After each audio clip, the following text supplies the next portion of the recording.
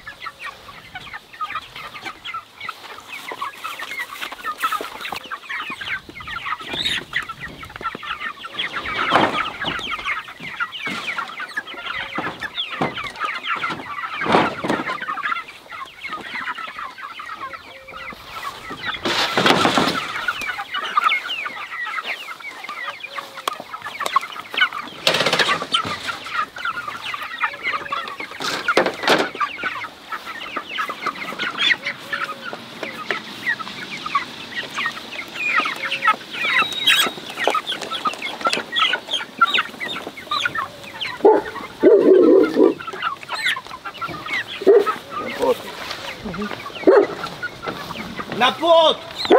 Dzięki. Że obstawa biega. A jak? Na razie. Dzięki, hej!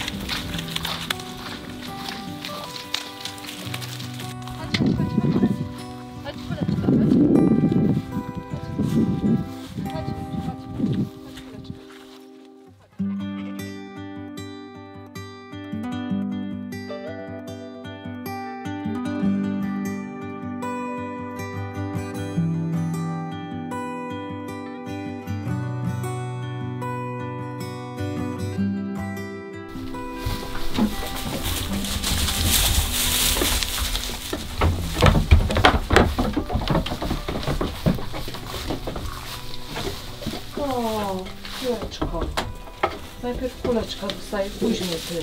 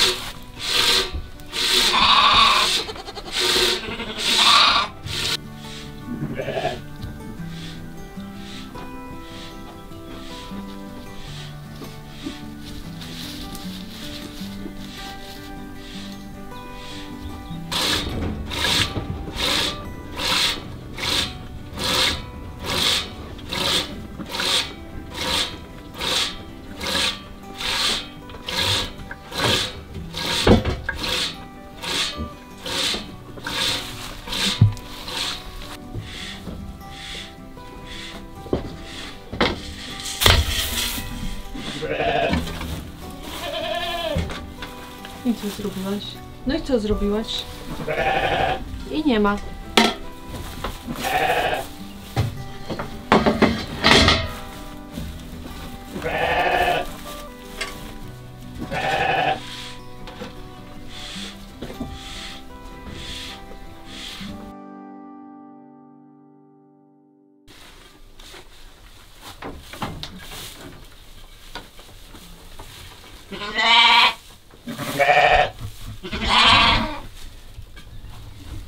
Zostaw, bo obornika nie zrobimy. No Kupa ma być. Dobra, już on tam się przerabia. No nie no, masakra jakaś.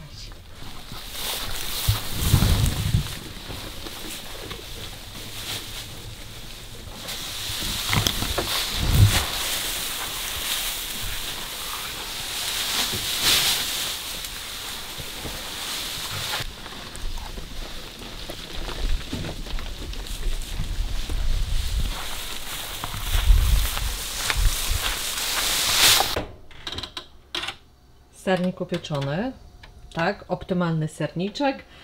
Klaudia zrobiła, bo jutro mamy gości. Przyleciał brat Marcina Paweł z koleżanką, więc no chciałabym czymś ich poczęstować, więc sernik jest. Zobaczymy, co będzie na obiad, a teraz lecimy do Marcina zobaczyć, co on robi, bo zaczynamy nowy projekt, a jaki to później się dowiecie. Co tutaj będzie? Zdradzamy teraz czy później, kochanie? Może teraz powiemy, że tutaj będzie dziura, gdzie Chińczycy będą podawali mi wszystko, co produkują, kiedy w Polsce i w Europie wszystkie fabryki zostaną już zamknięte. Aha, dobrze, no ale... Taki będę miał sznureczek i tak będę mi spuszczał, wiadomo, to siła grawitacji i tak dalej. Ale nie I tu będę sobie wciągał koszyczek na przykład. Tylko nie zwracajmy lokalizacji, bo będziemy mieć kolejkę pod bramą. Oczywiście, ale pamiętajcie, że za tym obrębem cło trzeba płacić, prawda? Bo trzeba cło płacić, bo wiadomo, że trzeba płacić cło, prawda? Tak, dobrze. Bo komuś się chce robić, a komuś się nie chce robić, to trzeba płacić cło. Tak, już wcześniej tutaj znajdowała się w tym miejscu dokładnie potężna wierzba, która, wiecie, jak od gałęzienia idą tak, w ten sposób, było więc tak. już... Klaudia ją wywaliła, za Klaudią jedna brzoza i tutaj podwójna brzoza. Szkoda było, bo ładne były, no ale trzeba. I chciałbym jeszcze bardzo polecić Fiskarsa X-Katy łopaty. To już jest druga, szpadle, która skończyła w ten sposób. Bardzo dobra, prawda, uczciwie, dobrze wykonana. Ale żebcie, to firma. dla Chińczyków to jest Nie, czekaj, rozmiar. trzecia już, Klaudia, bo Trzecia? jedna poszła na gwarancję, została wymieniona i właśnie trzecia tak skończyła w ciągu 2 lat. Także I jeszcze bardzo dobre łopaty. Bardzo dobre. Śrubki często trzeba tam wymieniać, bo śrubki się łamią. Chyba że my po prostu używamy ją do niewłaściwych celów. Tak, bo to jest łopata X-Cat, bo to jest ta seria X-Cat taka droższa. Ona służy do mieszania zupy na przykład. Oj, dobra, można dobra. też się nią przeczesać. Można na przykład na jeźdźce ze wschodu dalekiego przeciągnąć, prawda? No już. Dobra, ty lepiej opowiedz, po co ten korzeń wywalasz. Bo go nie lubię. Dobrze, to Klaudia już wam opowiada. Jesteśmy tutaj z boku naszego pomieszczenia gospodarczego, od strony właśnie lasu, i tam na dole pójdą jeszcze 2 deski, żeby to pozakrywać ten dół. Natomiast tutaj robimy mały tarasik, może nie tyle tarasik, co taką wiatę. Wiatę, która po prostu będzie tutaj służyła do pewnego celu, którym no, jesteśmy w planach jego realizacji i rozmów, więc tego wam nie powiemy. Natomiast sama wiata też posłuży nam czy do uboju, rozbioru tutaj królików, kurczaków naszych pastwiskowych. I będzie to takie fajne miejsce, bo jest w cieniu, blasku, osłonięte, też nikt nas nie będzie tutaj widział. No i przede wszystkim z dachem, czyli I będzie, dachem. nawet jak będzie padać, to my będziemy mieli sucho. Tak, ale no niestety najpierw będziemy musieli tutaj wyjść z ziemi. Marcin będzie robił wykop. Najpierw korzenie, później tutaj niestety mamy trochę spadek terenu, więc tutaj troszeczkę wybierze, tam tutaj więcej wybierze, tam oczywiście mniej. No będziemy trochę jakoś to levelować łatą, ponieważ jak wiecie, ten niwelator Boscha no nie jest... Następny cyrk. Dobra, nie jęczymy. No i tak jak mówię, na razie będziemy robić tutaj taki taras. Albo ktoś nam zrobi. Jak Marcin się podda. Tak, no mam nadzieję, że Marcin się nie podda. A ja mam nadzieję się poddać. Kura, a ty co myślisz? Kury? Nie za dobrze Że wam wiecie, tutaj. szukacie, tak? Szukacie smakołyków.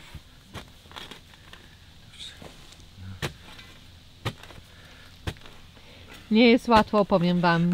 Nie, sama ta ziemia, powiem mi, jest bardzo fajna Ale do kopania. korzenie, tak. Tylko, żeby korzenia wydłubać, no bo jego trzeba wydłubać całkiem porządnie, bo no wybije, może mi wybić w teorii drzewko, jak będzie tam no betonowy ten, jak to nie będzie, z płyt betonowych, z polbruku, jak to się nazywa, wiecie, taka kostka. No takie płyta, takie kostki no. czy płytki takie, no. I będzie wszystko krzywe. To będzie miało 15 metrów kwadratowych, tak? Pi razy drzwi, ale mniej więcej nam wyszło, że około 15 metrów kwadratowych. O. Co to ona sobie sama znajdzie? Znajdziesz czy nie znajdziesz? Ty gardzi taty dżownicą. No wiesz co? Wstyd, dziewczyno.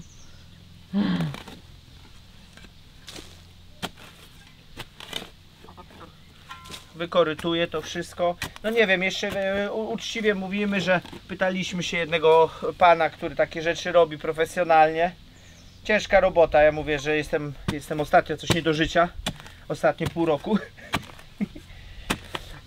I nie chce mi się tego. Poza tym nie mam w tym doświadczenia, a jak nie mam w czymś doświadczenia, to mnie wyjątkowo męczy. Bo znaczy chyba wiem, jak to zrobić, no bo to nie jest też takie trudne. Nie wiem jeszcze. No zobaczymy, myślimy, to też zależy właśnie. No koszty właśnie, wiadomo, no koszty. Tak. Zamiast komuś dać, nie wiem właśnie ile to będzie kosztować, no to wolę sobie jakiś sprzęt kupić, który będzie nam służył przez lata. No wiecie, my jesteśmy zwolennikami, żeby większość samemu robić, tylko czasami sił brakuje no na takie właśnie ciężkie prace, na takie, że trzeba dźwigać. Tak, wczoraj przerzuciłem, bo mówiłem chyba tam Mówiłeś do już w filmie, tego, tak. no, masę tej. I to się zbiera, no się zbiera, cały czas się zbiera, bo za chwilę będziemy siano mieli, słomę, trzeba to będzie przekaturać i znowuż uzupełniać kukurydzę, No, bo się kończy, bo te małe świniaki to jedzą jak świniaki właśnie. tak. Nawet kogut jest. Kogut prezes to jest właśnie tam koło Marcina. Prezes, On jak jest znajdę dżownicę, to naszym się najstarszym kogutem. Ma poszanowanie w stadzie. No, oczywiście czasami ktoś próbuje podskoczyć prezesowi, ale jeszcze Ale dostaje ciężkie bęcki. tak. To jest taki prezes nasz, się nie daje. Tak, to jest taki nasz polski kibol. Ale jest fajnym kogutem, broni te swoje kurki, stróżuje, nie jest leniwy, jest fajnym kogutem Jest i dobry, nie jest jest- agresywnym w stosunku do nas. W sumie nie mieliśmy koguta, który by nas atakował. Jest dobrym, uczciwym Polakiem. Kogucim. Znaczy polskim kogutem uczciwym. Ale ubarwienie nie ma polskiego. Sprał się. To raczej Leghorn, bym powiedziała, ma polskie ubarwienie, biało-czerwone. Oj, chyba lekor to wyjątkowo nie polski. A może i polski akura, cholera. Nie, ale mówię o ubarwienie. Chodź prezesie. O, daj Prezesku. prezesowi. Chodź tutaj, no. Zje czy zawoła kurę? No, Zanek pokazał. No jedz. Kogut to dla ciebie dała specjalnie. Dżownica. O, i kura pójdzie i mu zje. A jak? Bach! Widzicie? To jest dobry Gentleman, dobry kogut. Mój jak to taki smakołyk dla mnie, nie roba. Oj, dobry, jesteś dobry, pilnujesz to Dobre. wszystko, towarzystwo. Tak, Żeby tak. się nie rozeszło, żeby za bardzo nie dawały obcym. No to cholera wie co to za jajko wtedy wyjdzie. No, te korzenie, co? Ale ziemia sama w sobie jest fajna, nie jest twarda i nie jest zbita, wiesz, także mnie cieszy, bo może jak już pozbędę się tego dużego korzenia, na pewno, tak przelecę tutaj sobie szpadlem, wiesz, wykorytuję to, wyciągnę tą ziemię, no na bok, gdzie się trzeba tam będzie jakiś porządek zrobić, gdzie się, wiesz, usypać górkę, no i zaczniemy kłaść te... Tak. No beczki wcześniej były tutaj ustawione ładnie pod wiatą, niestety znowuż musiały wylądować w innym miejscu, no w lasku. No kiedyś zrobimy z nimi porządek, takie bardziej właściwe miejsce, no ale powoli. No. Wiecie, no najfajniejsze to byłoby mieć te, jak to się nazywa, te silosy takie małe, zbożowe, z mieszalnikiem i od razu podalnikiem do kur bezpośrednio. Ja bym tylko naciskał guzik, zamówienie i samo by się wszystko robiło już od tego momentu. Tak, a najlepiej jakbyś jeszcze z łóżka nie wstawał, by było na Wi-Fi, No, co? to już w ogóle byłoby najlepiej. Ale niestety łóżka trzeba wstawać, mimo że się chce spać, bo Klaudia każe mi zejść. Ja bym siedział sobie w łóżku dzień, dwa, tydzień, Tak. ale gdyby nie Klaudia, No, nie jęcz, bo prezes na ciebie patrzy i myśli wstyd, no. tato, używa bo coś słabo z tymi dżownicami. Dobry wieczór, godzina 9, a przyziemni dalej coś robią. Tym razem jesteśmy przy jajeczkach. Jest to już trzecia tura, bym tak powiedziała, jajeczek. Oczywiście mowa tutaj jest o brojlerach, o kurach pastwiskowych, które zaraz wylądują w inkubatorze. Ale nie w garku. Ale nie w garku, tak. Nie wiem, czy ja dobrze robię, bo tak sobie a co się pomyślałem, stało? że nowy sposób Aha, kładzenia. nie kombinuj, nie Ale później kombinuj. to będzie tak, że mi jajek wejdzie. Tak, nie kombinuj. Pogoda, powiemy Wam, że nie rozpieszcza nas, tak jak na samym początku, no tak kilka miesięcy temu wspominaliśmy Wam zaczynamy sezon kur pastwiskowych i żebyście się dobrze wszczelili, na zdrowie, wszczelili z temperaturą, prawda, z pogodą w nocy, to my cały czas przykrywamy nasze kurki. No bo temperatury mamy około 8-9, maksymalnie 10 stopni w nocy. 6 było. Wieje, pada i no cały czas chodzimy i je zakrywamy. Pogoda naprawdę, słuchajcie, jest no taka dziadowska. No, tak. nie mamy szczęścia w tym sezonie. Tak jak fajnie, bo rośliny rosną, pastwiska się szybko jakby odnawiają, owce mają dobrze. Nasza piłeczka daje po litra nam codziennie mleka z jednego cyca, bo drugiego wysysają maluchy, więc tutaj jesteśmy zadowoleni. Nie wiem, czy natomiast dla brojlerów... Tak. Nie wiem, czy wysysają, czy nie, słabo rozdajam ją. Chyba powinnam znowu sieść teraz wieczorem i po prostu pociągnąć jej tego jednego cycka. Nie mamy już możliwości przerobowych. Tak. No zobaczymy. Może jeszcze się skuszę na deszczowy marsz do piłeczki. Nie ma co. Tutaj niestety widzicie jedno jajeczko jest, jedno jajeczko było zbite, no trudno. Tak. Zdarza się, czy tam pęknięte. To na razie nie tragedia, to jest chyba pierwsze pęknięte jajeczko od 4 lat, jakie dostaliśmy. A taki mały update, bo ja nie wiem, czy widzieliście, no jedne pisklaki oczywiście teraz są w odchowalniku i to już jest trzeci. Tak, to już jest trzecia tura. Trzecia tura, ostatnia, ta wejdzie na miejsce tych, co są teraz na pastwisku. Do tej klatki, tak. A te, co są w odchowalniku, idą na pastwisko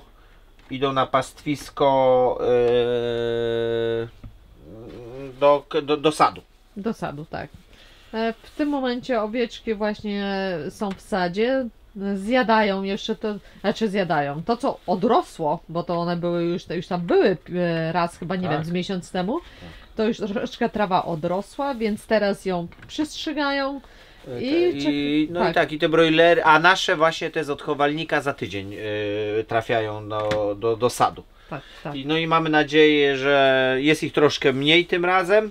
No nie wiem, ja coś chyba nakrochmaliłem. Pamiętajcie, jest takie przysłowie, dobre wrogiem, nie lepsze wrogiem dobrego. I Marcin się naczytał. I to, co zawsze mi szło perfekcyjnie, to postanowiłem, że będzie jeszcze bardziej perfekcyjnie, czyli 90 tam procent, powiedzmy, jak mieliśmy tę wylęgalność, czy tam 80 kilka, postanowiłem zamienić na 100. No i tak zamieniłem, że mamy znacznie mniej, nie będę się chwalił, bo mi wstyd. Nie sądzę, żeby to była wina hodowcy.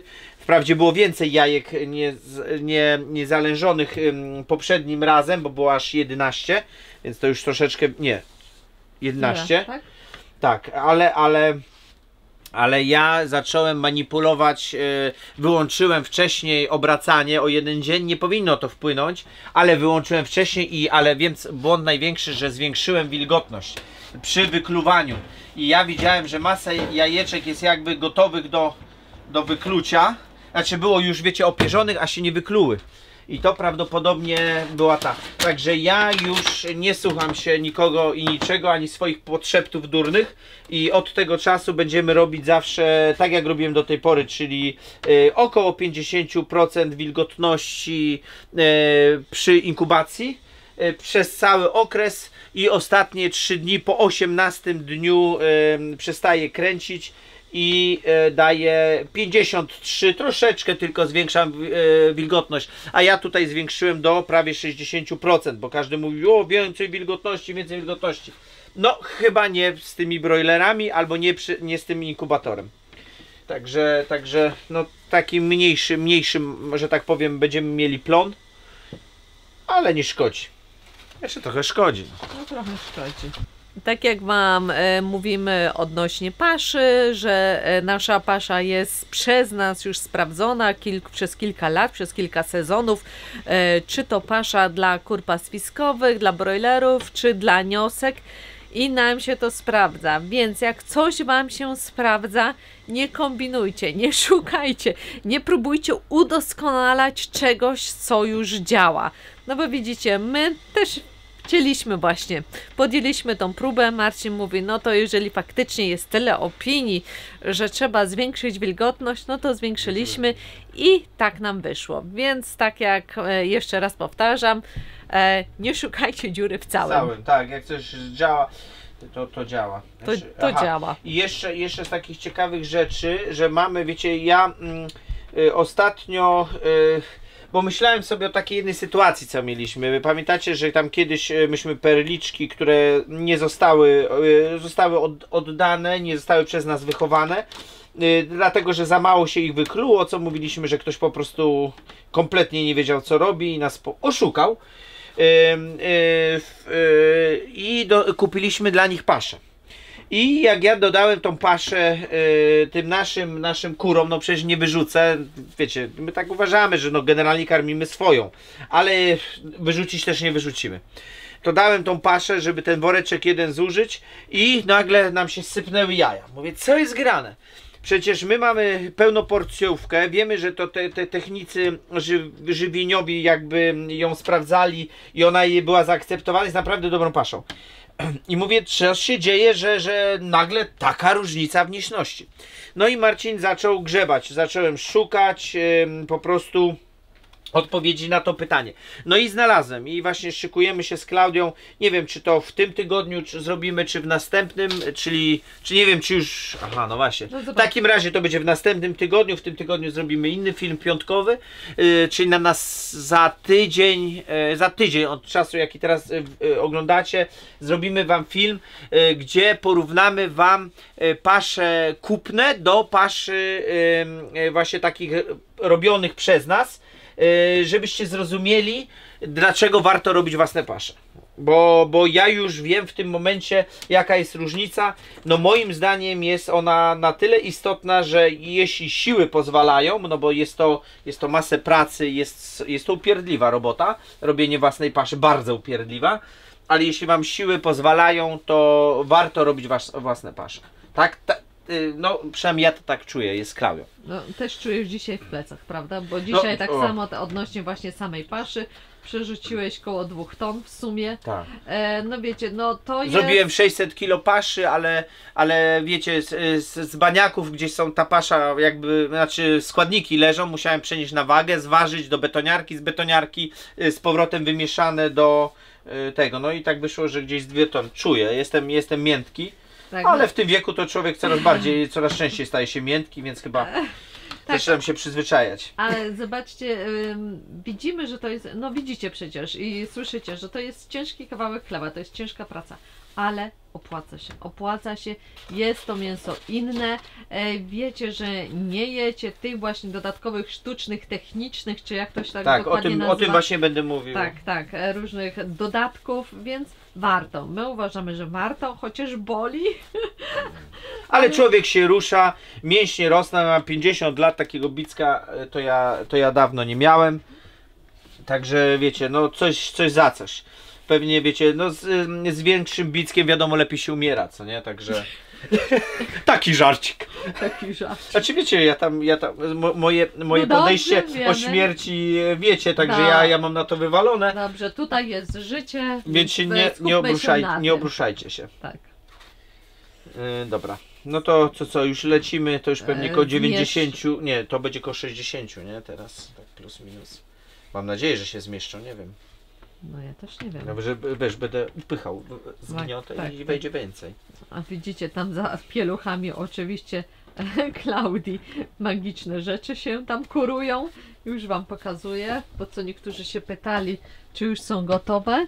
Tak, większość już jest popakowana, ale tutaj mam jeszcze, które w tym momencie leżakują i odpoczywają. To wygląda jak ciasteczka takie wyglądają. Ja kiedyś próbowałem zjeść, wiecie. I co? Niedobre. No, później bąbelki to przez całą noc puszczałem. No, tak. Dobra, mam nadzieję, że wejdą, bo zawsze tu wchodzi na styk. O, jeszcze mokra tacka trochę. A nie szkodzi, niech będzie właściwie mokra, bo to trochę wilgotności zwiększy. O, chyba tak.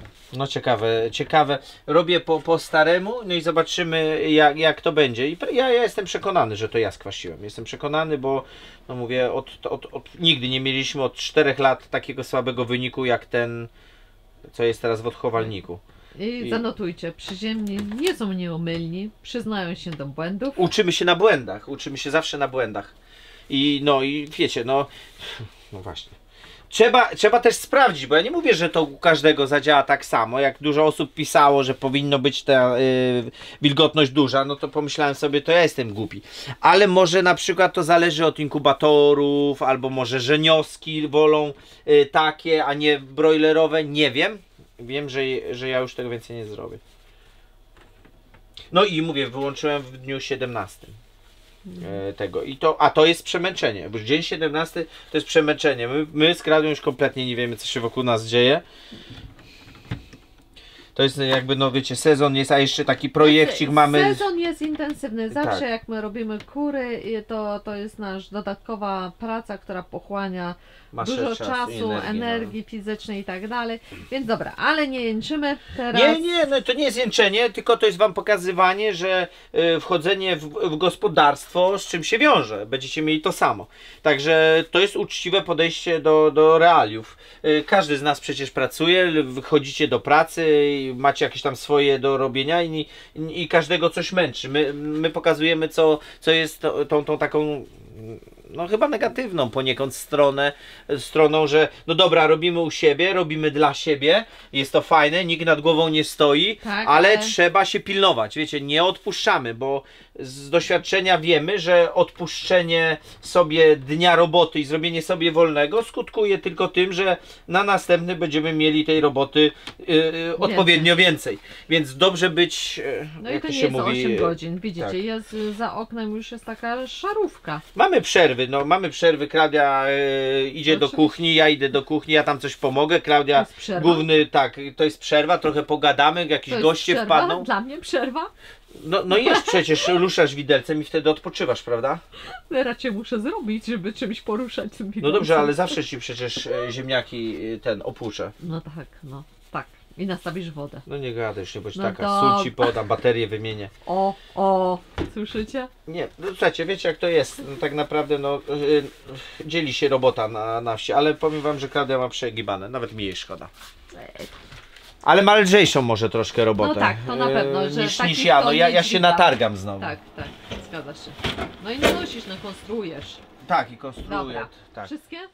No wszystkie.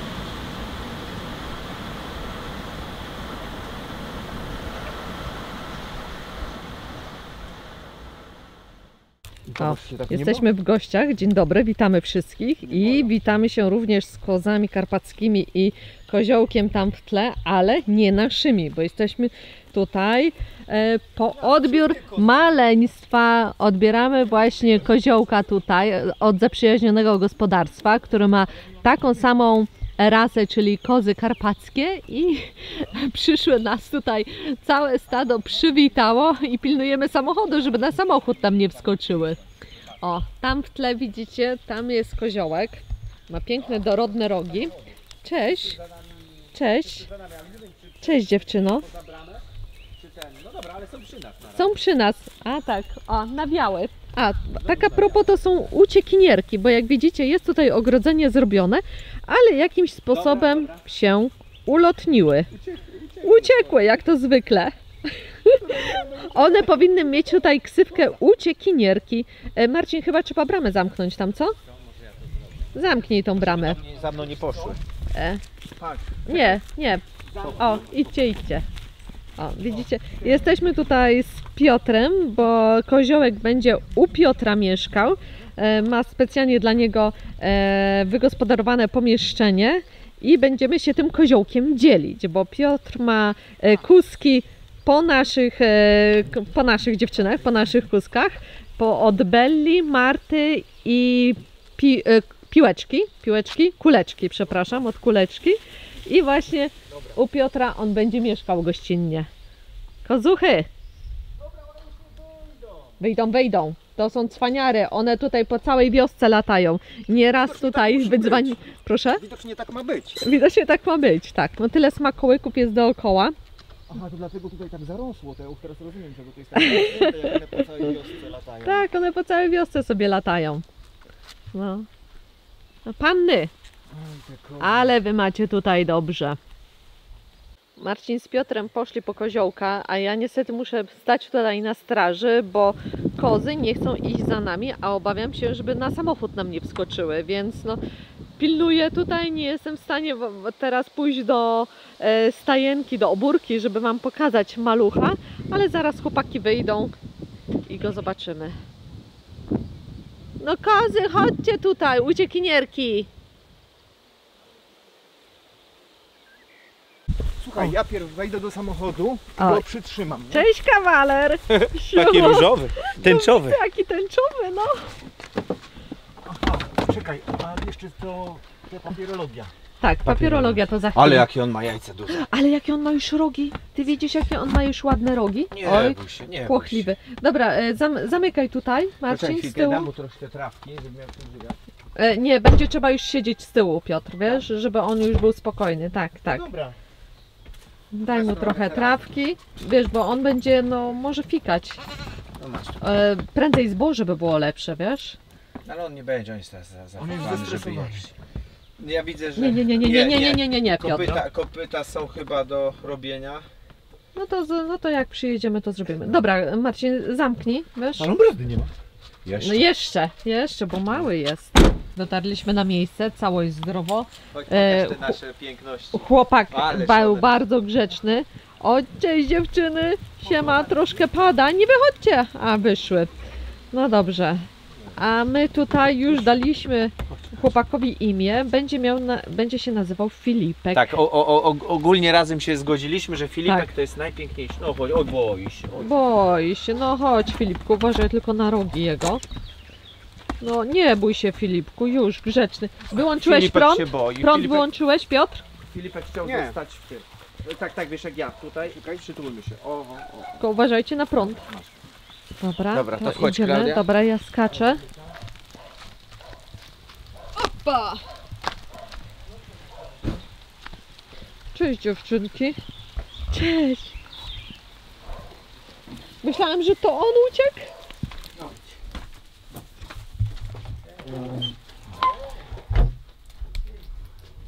Gdzie on jest? A tam. Tu. Troszeczkę jest ciemno, ale nie, już rozjaśniliśmy. Filipek będzie w takiej małej izolatce przez kilka dni, żeby i zapachem dziewczyny się do niego przyzwyczaiły, jak później wejdą tutaj sobie do obórki, No i on tak samo z nowym tutaj otoczeniem. Dostał, widzicie, Wyglądają. wierzba, to jest wierzbę chyba Wierzba. narwałeś, tak. Już je. O, już ja. Dałem mu też tam owsa, nie? Ma wodę? I ma wodę, no ma wszystko. Dobra, słuchaj. wszystko ma. Tutaj u mnie to Wybiałkowane. pomalowałem. Tak, tak. No to Filipku, chowaj nam się zdrowo. Tak, no o tobie mówimy. Już Filipka, co? A przyszły kozy? Już spędzi, co? Spędzi, tak? Żeby mi tu imprez nie robić po No nocy. imprez. Alkohol zakazany, za młode jeszcze jesteście. No pokażcie Ależ one się. porosły. Jak wyście się wydłużyły. No, one takie nastolatki Nastolatki teraz. teraz. O, ale się przestraszył. A zobacz, jaka ona wysoka. Ale wysoka jest, co? No. Zobacz, ona chyba po Belli będzie. No. Znaczy będzie, jest może po Belli, bo Bella jest u nas chyba z Martą, tak. tak? Zdaje, że Pola jest wyższa. Tak? Mhm. Aha. Ale No ślicznie. chodźcie, chodźcie. Bo to perełka. Tak. To jest, no rogi ma charakterystyczne. Perełka, w środku masz lucynę, a tam jest Pola. No chodźcie. Pola chyba najbardziej taka dzika. No chodźcie, chodźcie. A zobacz, Lucyna jest też ma taką twarz trochę, Twarz. znaczy no pyszczek, no takie smukłe jak Bella. A czemu nie chcecie od razu jego puszczać, niech się zaznajamia? Przecież nic się stało, nie skoczy na niby za mały. Nie skoczy, ale żeby zapachem, wiesz, żeby się zapoznały. To na razie go odrobaczymy. Aha, Zrobimy żeby nie co- był styku. Masz co rację. trzeba. Tak, tak. Masz rację. I ten, nie?